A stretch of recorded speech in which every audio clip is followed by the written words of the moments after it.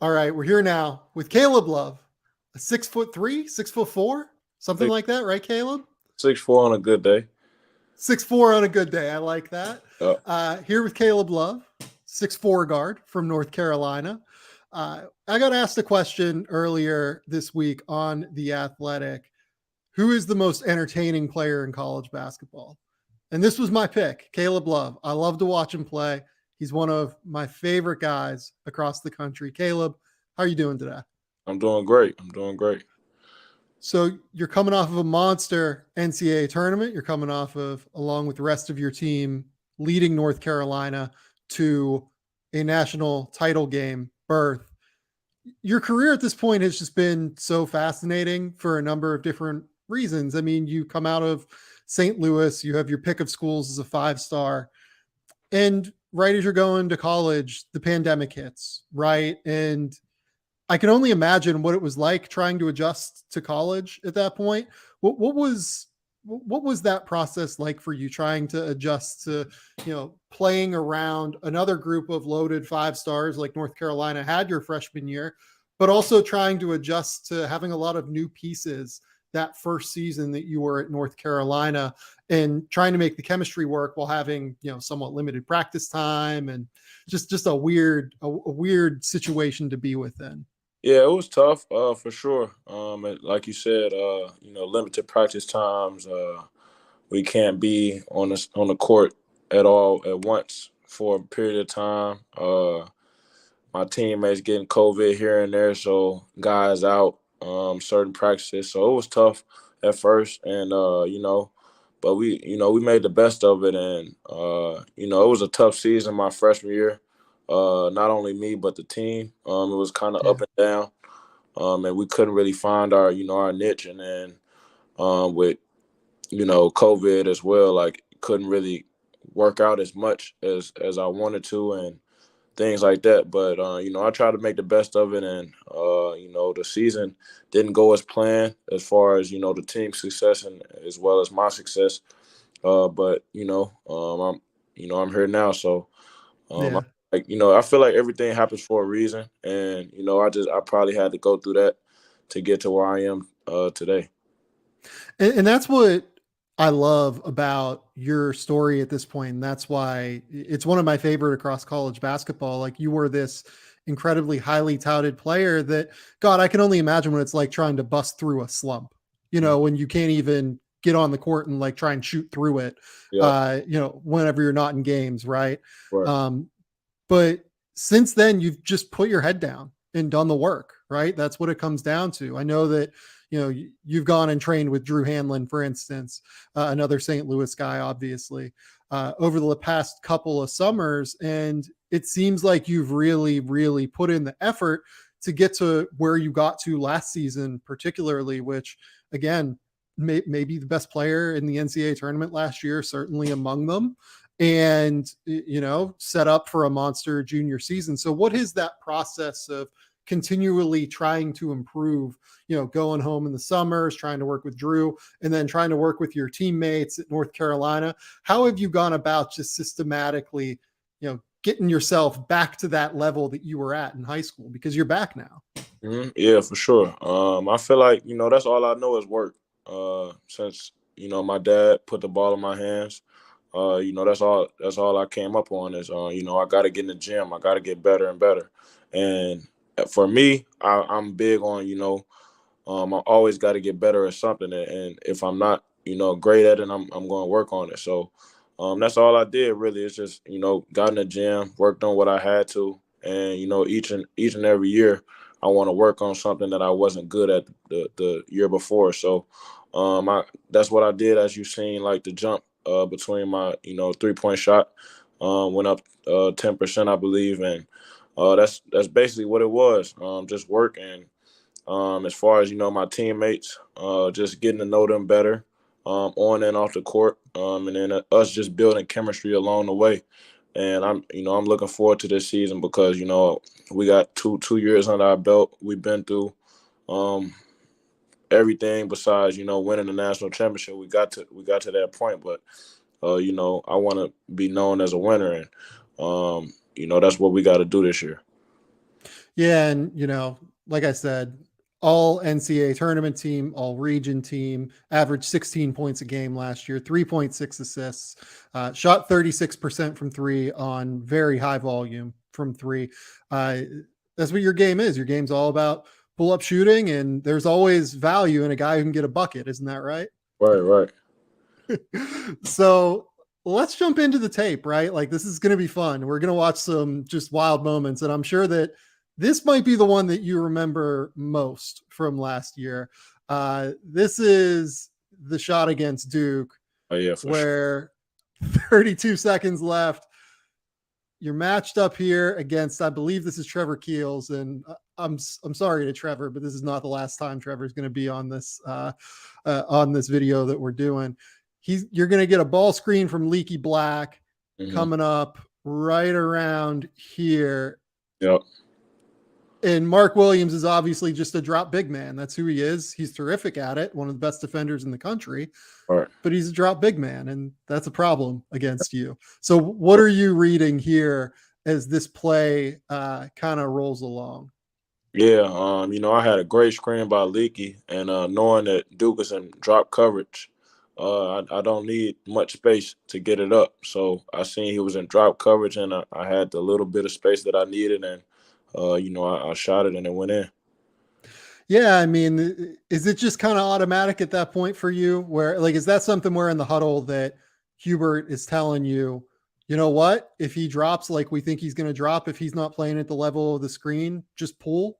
It wasn't even a huddle because this was off of a rebound. So I and he told everybody to clear out and told Leaky he knew Leaky had Mark on him, and he I got the switch and they switched at that point, and like I said, he dropped and I got the little bit of space that I needed, and it went up. Yeah, and your pull up game is just absolutely phenomenal, right? So that's where we're going to get to next. So this is one where you're going to create the shot with just the little inside out step, crossover between the legs, step back. Miss this one, but Armando obviously is always there. And this one is just absolutely filthy. You go behind the legs here, get into the step back that way. How is it that you've gone about improving your ability to just stay on balance from a variety of different moves to kind of load into your shot? Just in my workouts. I do these same moves in my workouts. So, and that's big. That me and Drew worked on after my freshman year was balance and always staying forward with my posture.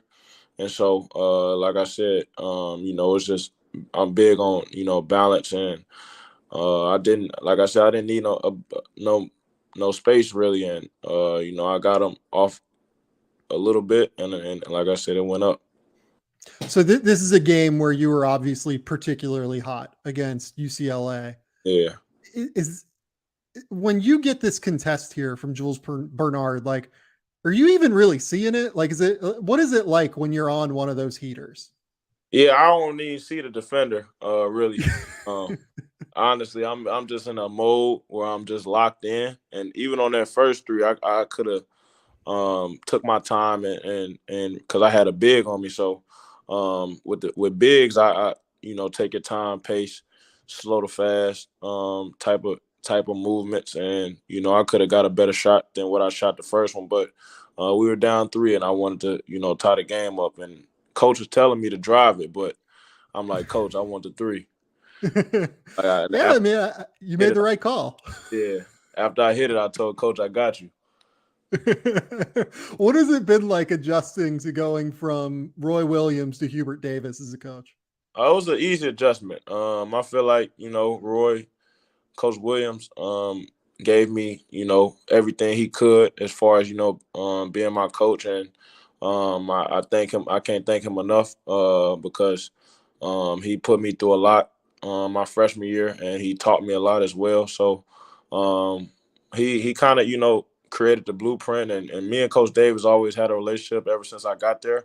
He used to work me out, and it was an easy adjustment because he knew exactly what I wanted as far as my personal goals, and I knew exactly what he wanted for our team goals. So it was an easy adjustment, and I can't thank Coach Davis enough for what he's done for my confidence, getting that back to what it was since I've been in high school, and it's been, like I said, it was easy. What do you think the biggest difference is going from Coach Williams to Coach Davis? I feel like just the system. It's kind of the same system, but as far as Coach Williams did the two big system, the two uh, generic bigs where they just post up and you can't really shoot. But Coach Davis had the 4-out 1-in system, and so he Yep. won a lot of ball screens, a lot of more like what the league does, NBA Yep. actions and stuff like that. So I feel like that's the biggest difference. But as far as the approach, they're the same. So in this one here, this is the one that you made to essentially win the game against UCLA. So there's a minute left and this game goes on for a little bit longer, but UCLA never topped 66 points in this game. So this is the winner for all Yeah. intents and purposes. Yeah. You're coming off here. Looks like Armando sets a little screen here just to it's almost like he's just trying to get Jules behind. Yeah. Right? Like he wants Jules to be chasing you and having to kind of trail you on this next little action that's going to come through. So Brady Manick comes and sets a little almost like downish screen for you, where he's going to be screening essentially two guys, Jules Bernard and his own man, Jaime Jaquez, who's a terrific defender. And this is just a monster screen, first and foremost, from Brady Manick. This is a killer screen. But then you take this beautiful relocation dribble because Jaime fights through it.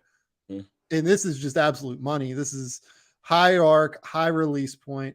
Take me through this play here with everything that you see. The original, this is actually a set for us. And yep, first option in the set is a back screen for Brady.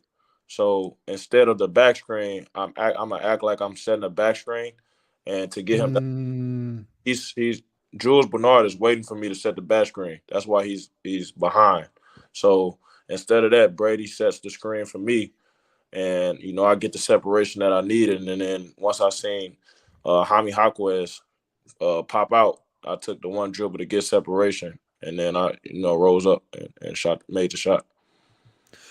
So the thing that obviously stands out here is just your intelligence coming off of screens. This is something that is just so vital as you're, continuing to play at North Carolina and trying to find open shots, as well as, moving up to next levels, right? Your ability to come off of screens for someone who is as lethal as a shooter as you are. When you see this screen, how are you trying to come off of it? Because you can come off of it a couple of different ways. You could kind of roll up toward Baycott a little bit more, or you could try and flare it out a little bit to try and get away from Jaquez quicker. How are you trying to come off of this screen here? Really, I want to stay right behind Brady, like I caught it. The only reason why I took the dribble is because Jaime Jaquez got up out of there and shot out. So the reason why, like I said, the reason why Jules Bernard is behind is because he's waiting on me he's waiting to help on the back screen. Originally, if not, he'll come with me. So that's why I stopped right behind Brady. And once I seen him pop out, I just needed the one dribble, and I made the shot. That's awesome. Yeah, I mean, I think I didn't even recognize that this is like a counter off of a set that you guys had probably run previously in the game, right? Yeah, because they so used to the actual play, and that was actually drew up. Coach was like, don't set the screen and pop out, and it was a great play that Coach put together. Yeah, it clearly was. That's an amazing story. So here we've got this is just a simple catch and shoot for you from the national title game. So I'll let it play through, but I'm kind of curious at what point you're recognizing here that you're going to be just wide open. So what I'm seeing here is that RJ is going to beat DeJuan Harris to the rim. And this should just be a help from David McCormick, but Christian Brown kind of gets a little bit lost here off a leaky. He should be guarding him in the corner. Yeah. And it forces an X out from your man, Agbaji. And at what point do you recognize here that Christian is kind of asleep and doesn't really know what to do? When RJ gets to the block, I see that he's lost. So I know that next pass is coming to me. after he passed it to Leaky. So, like I said, he doesn't know where RJ's passing it. He just jumped, like he had just jumped. So I seen his back turned, and I knew I was gonna be open for the shot. So, just another thing here, just in terms of your balance and your mechanics here. I mean, it's just pristine, right? Like there's nothing out of place here. Everything is perfectly in rhythm. How have you gone about trying to just make everything so systematic in the way that you go about just rising up for that catch and shoot jumper, if only because last year you hit 44.2% of your catch and shoot jumpers. You hit at an exceedingly high rate last year.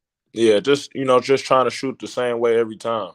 And my workouts, just taking that to heat and just trying, like I said, just trying to shoot the same way every time and making it a habit. And my freshman year, I kind of like if I missed a certain shot, I'll try to mess up my mechanics or change my mechanics up. But just keeping the right base, keeping the right form, and shooting the same way every time. So here we go. The next one here is going to be another catch and shoot, but this one's going to be a little bit different. So you're going to miss this first one here originally. Mm-hmm. And another offensive rebound. Obviously, you're a killer. You guys are killers off the offensive glass. And because of that, you have a lot of experience trying to find open space off of offensive rebounds. And here, you just immediately recognize the sprint to the corner and make this shot. How have you, what is it like in these situations off of offensive rebounds where, your team has a pretty good chance to get one because that's just the nature of playing at North Carolina and playing in this system? How are you trying to find that open space coming off of offensive rebounds like this? Well, on this one, I see Leaky is falling out of bounds, and what coach teaches us in practice is if a player, if one of our teammates is falling out of bounds, come towards the ball. So I'm get an outlet for him to pass the ball, because if not, then he would have probably threw it out of bounds or threw it to the other team. Is it kind of a goal for you in general, just to like kind of sprint to the line and try and find like an open space at this point off of offensive rebounds? Yeah, for sure. Just trying to find an opening for him to pass the ball, and he seen me and he made a great pass, and I made the shot. So these next ones here are going to be, let's start to talk about what happens when you get inside the 3-point line, because I feel like everything so far has been outside the 3-point line. Your 3-point shooting is your best skill. Mm-hmm. But these are going to be finishes. And I know that, last year you shot 44% at the rim. So definitely an area for improvement for you, right? Sure. But I want to kind of jump through some ones here that I think are really positive and like showcase that to me, it's not that you can't finish at the rim. I think you're actually like a pretty tremendous finisher when, maybe you make the right decision to go up to try and finish at the rim, right? So here you're going to get the auto switch for St. Peter's. And this is Casey Nadefo, for people who don't know, 3-time, MAAC Defensive Player of the Year, one of the best defensive players in college basketball. This isn't like really a mismatch here. It is for you, though, kind of, because of this first step, right? So you get them rocked to sleep a little bit and you blow by them. And this isn't the easiest finish. I love here how you cut his angle. For people who don't know, again, like Casey Nadefo is one of the best shot blockers in college basketball. And you cut his angle off entirely with that little Euro step. And then obviously you go up for the finish. Kind of take me through this play here as you're rolling through it. Yeah, I see nobody's on the weak side, so I kind of, use my crossover to make them, kind of fall asleep. And so as I'm crossing over, I go slow to fast, and then I just take off, and I see I got him beat, and his teammate comes over to help, and I get just that little space that I needed to cut his angle off, and I Euro step, and I finished. And that's a really tough finish. That's a tough angle. That's body contorting. That is difficult, right? Like you have to try and find an angle against a great shot blocker, against a rotating defender, and you get a clean look. Like that's what I think, that's where your troubles are more than anything, is when you don't get a clean look. I think you finish pretty well. And here's another one. This is maybe my favorite one here. So you're going to come off of this Brady screen, no switch, but as we saw earlier, Jules didn't really do a great job on you in this game. You forced that, obviously. But here, you just beat him to the rim. and it's absolutely terrific. So take me through this play. Yeah, I see he stays with me off the screen, so I'm just using my stop and go moves, and just to get him off rhythm, and I easily get past him. He kind of stays with me on this one, and I stop, and then I go again, and then I cut his angle off by finishing inside. Yeah, I love the inside hand finish. I mean, that's something that like Bones Highland is a really good example of that for the Yeah, Denver Nuggets. Like he absolutely loves those inside hand finishes, right? yeah, And it's just such an effective way, I think, for you. And the last one wasn't really inside hand, but it was right hand, left side of the rim, right at the end of the yeah. day. I think that that's a really, really high level skill for you. And I wanted to talk about your handle here as well. You've talked a lot about, going slow to fast, right? Or fast to slow, then fast again. I mean, what are you reading here? What are you trying to do with Jules? Because it feels like eventually, once he gets that drop step, you're just like, okay, I'm going, Yeah, right? yeah. As a defender, when you're defending somebody, if they're going at one pace, it's easy to guard. If they're going super fast, it's easy to guard because you can stay up with that. And if they're going super slow the whole time, it's easy to guard. So, as a defender, when you're trying to guard somebody that's stopping and then going, or slowing down and then going fast, it's hard to keep up with. So he's just, like I said, it's kind of I'm kind of toying with him as I'm, going fast to slow and then slow to fast. Yeah, I mean, it's just harder. So when you're going to make your moves here, so you kind of pull off a few different things here. Mhm. What are you reading on Jules's body that makes you make a decision on what move that you're going to try and bust out? I'm really reading his top foot. So Yep. I'm attacking his top foot every time, I make my move.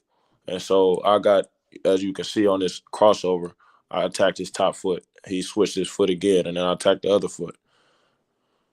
Yeah, you And had him dancing. That yeah, was that was pretty impressive.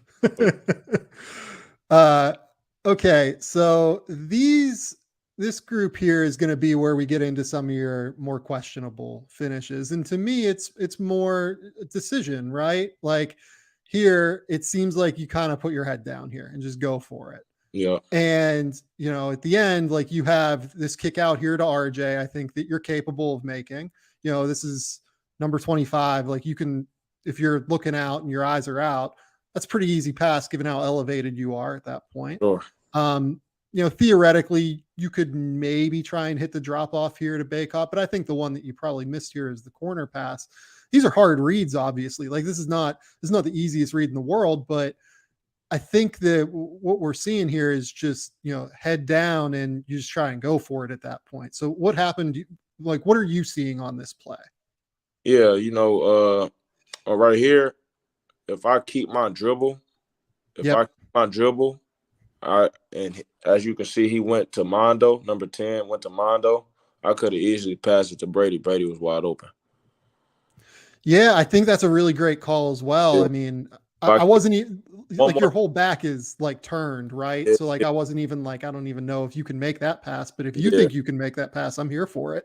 yeah, for sure. Yeah, if I keep my dribble, I have either option, Brady or RJ. Yeah, I think that's a really, really good call about being able to keep your dribble and deciding to keep your dribble because, Because you know, and we're, I did my job. I had two people on me. So that's I created, and the confusion, and I had two people on. So if I had one more, if I took one more dribble, I got those options. I'm so glad you brought up the idea of you did your job, Mhm. right? Because this is one again where I mentioned Trevor Keels earlier. Yeah. You do your job here. Trevor's not a bad defender at all, Mhm. and you just immediately blow by him. And Yeah. this is the easy, like you've done your job here. You're putting immediate, difficult pressure on the Duke defense where they are going to have to make some real scramble rotations here. Yeah. And here you see Jeremy come in from the corner. This is pretty easy kick out pass here Yeah. to who that's RJ, right? Yeah. I could have Um, puff drop off right there. The puff. that's exactly right. Yeah. And instead you go up and you challenge Theo Mhm. John. I mean, that's a tough one. Theo's a really good shot blocker. Mhm. Like it's to me, it's not even about your finishing package. Like I think you can finish. It's just the decisions, right? Yeah. Like it's the Like, decision on going for it. yeah. Hmm. So let's talk about some good ones now because you can really pass. Like that's the thing. Like I think you could actually really pass. For sure. This is a great one here where, we kind of mentioned the drop off where you get the help and you can just hit that drop off to Puff on the last one. This is more of just a pocket pass and a pick and roll to Baycott, but you do a great job here. The concept's the same. You see the big coming to you and you just hit it immediately. You're patient. Yeah. You wait for that big to hit you and it's bam, it's right there. And Baycott tears the rim down, right? Yeah. So what are you reading here? I'm really reading Brady's man, and I'm reading the big that's guarding Mondo. So if Brady's man helps, I got a easy zip pass to Brady across court. And if he stays, he can't really help off Brady because Brady is gonna knock it down. So I know he's not helping off him. So I seeing the big stays with me, and I hold the dribble for a dribble or two more, and I hit Mondo on the pocket pass. Yeah, I love this. This is great. I love that you're reading that backside tiger. That's so important. That's the read you got to make, right? And then this next one comes in that same Duke game that we just called out, right?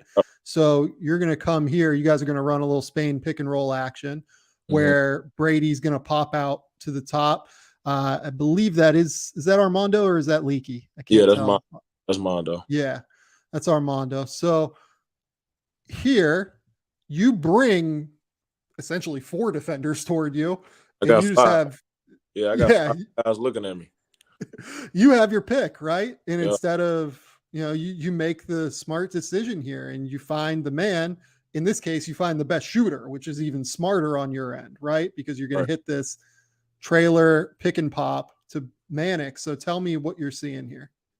Yeah, I know Brady's setting his back screen on Mark, and that's just causing more confusion. And Paulo stays with me, so I hit Brady. So I got 3 guys. I got essentially 4 guys. I could hit Leaky in the corner as well, if I had the option. And so I got 3 guys looking at me, and Brady's wide open. So I easily hit him at the top of the key. Yeah, and look, like AJ has long arms. That's probably not a pass that you want to risk. Yeah, that's a tougher pass. Yeah. And, obviously you just don't want to throw it into the crowd. Like this is just a perfect decision from you, right? Like you can, I think when you're like under control, like you're a terrific passer. And again, it comes back to just keeping your dribble live, right? Sure. It goes back to what you said in that previous video that we looked at. It's just keeping your dribble live at the end of the day. Yes, and the other thing that you do, I think pretty well and have potential to do pretty well, even if I think the numbers, I'm looking at the numbers now, you only hit 27% of these last year is your floater game, but you have a good floater. Like I think that it was more just, you missed a couple maybe that should have gone in, right? This is your counter. This is your counter to drop coverages. This is your counter to not having to go amongst the trees inside and try to finish. Here you're just going to stop and pop right ahead of Theo John. It's beautiful. So take me through this. Yeah, just knowing Duke played drop coverage majority of the game this game. And so Theo, he's backing up as I'm coming down, and it's easy floater for me to, get off. Yeah. It's a terrific screen from Armando Baycott as well. What's it like playing with a great screener like Baycott, who's just always going to get you that bit of space? It's great because, I always tell them that, if you set a great screen, that's going to get you open, and it's going to get me open, but it's mainly going to get you open. So I just tell him, he's always the main option, and he sets incredible screens for, it makes my job easier. Yeah, it does, doesn't it? So I mean, look, like that's all I've got in terms of tape, but what are your goals for this season? Let's just kind of end there. I mean, you chose to come back to North Carolina for a reason. I mean, what are your goals coming into this? National championship. That's it. Yeah, that's my main goal. I feel like, as the point guard of, this team, I feel like you as a point guard, you got to be known as a winner. And I didn't want to, leave my, career as losing the national championship. And we were just so close. And I know what team we had coming back. And as far as, coming in this season, we got our mindset on one goal, and that's winning the national championship. So is that really it? Because obviously, like we talked about, Mm. You had an absolutely incredible NCAA tournament. And most of the time, guys ride that wave straight into the NBA, Mm. right? That's just kind of the way it works. You just kind of you go when the name is hot, For, right? But is that what your decision was? You know, you felt like you had this team coming back and you wanted to really just kind of lead them to a title?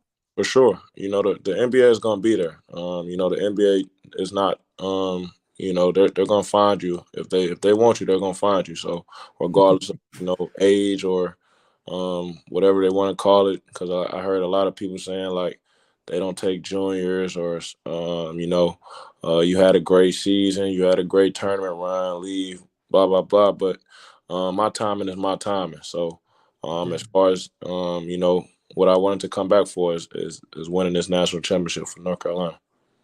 Yeah, look, like the NBA is going to find guards, they're going to find shooters.